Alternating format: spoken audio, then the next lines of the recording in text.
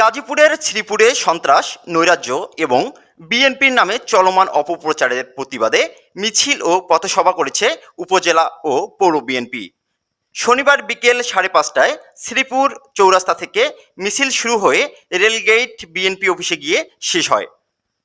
পথসভায় সভাপতিত্ব করেন উপজেলা বিএনপির আহ্বায়ক আব্দুল মোতালেব এবং সঞ্চালনা করেন সদস্য সচিব খায়রুল কবির মণ্ডল আজাদ। প্রধান অতিথি হিসেবে বক্তব্য দেন কেন্দ্রীয় বিএনপির সহ স্বাস্থ্য বিষয়ক সম্পাদক ডাক্তার এস.এম. রফিকুল ইসলাম বাচ্চু।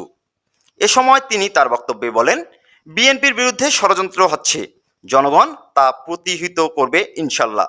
তারেক রহমানের নেতৃত্বেই দেশে গণতন্ত্র ফিরবে। সমাবেশে আরও উপস্থিত ছিলেন পৌর বিএনপি ও সহযোগী সংগঠনের নেতাকর্মীরা। সেলিম সম্রাট, নাগরিক ভাবনা, নিউজ ডেস্ক।